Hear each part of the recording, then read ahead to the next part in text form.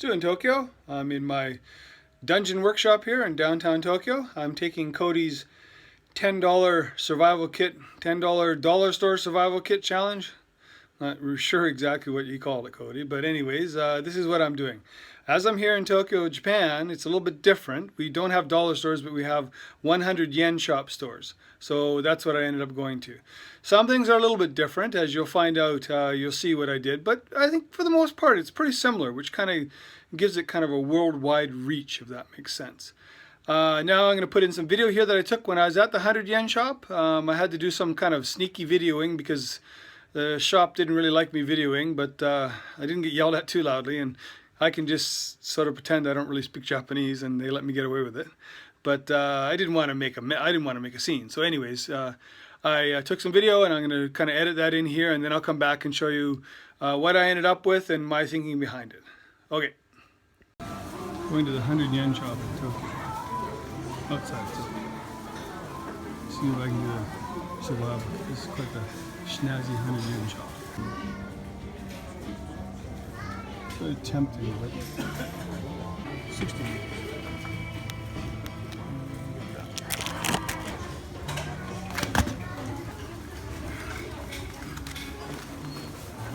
Here are candles. 70 in there. I think I found something I want to get. Air glasses. And the flashlights. But they are not with batteries. So I'll have to buy some batteries. Problem is they don't have any number one size batteries. The batteries are 100 yen each. Emergency style blanket. Much bigger. I'll be trading this in for the tablecloth. So this is a 12-hour long candle. Burns for 12 hours. So this one's a container. String or rope. A knife. Matches, 6 packs. An emergency blanket. Candles. That would be for fire starting, mainly. And ambiance, I guess. Pretty small. A 12-hour candle, because I can't find a flashlight. Compass. And this one. Hi,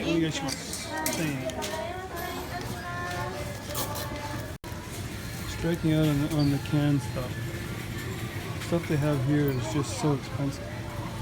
Okay, here we go. This is my final product. My $10 survival kit dollar store international edition challenge.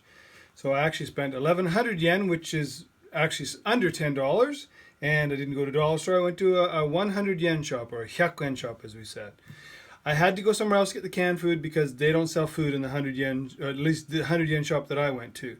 This doesn't fit in here. I know that, but it's okay. It can go outside. So I got a package here that's, I think is going to be pretty waterproof. Should pass the 60-second immersion test pretty well. Got a string on here just to kind of keep everything in place. Of course, you'd hang on to that string. Take the lid off. First, what do we got? I think it was Mrs. WranglerStar. Was it Cody? I think it was Mrs. WranglerStar said, keep all the cardboard from your packaging as tinder.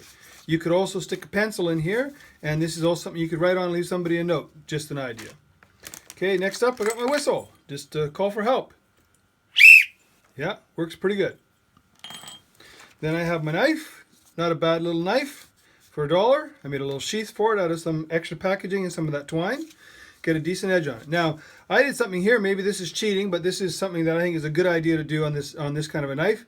Put 3 holes in it. These 2 holes are in plastic, and that hole actually had to go through the steel. So that means the steel goes to around there anyways. This was hard to drill. I had to use a cobalt drill bit and go very slow and use lots of oil. But I got 3 holes in it. And the reason I do that is you can use some twine, and you can take this knife and you could put it on the end of a stick, which would help you if maybe you wanted to go fishing or also for defensive purposes. Having a spear is better than having a knife.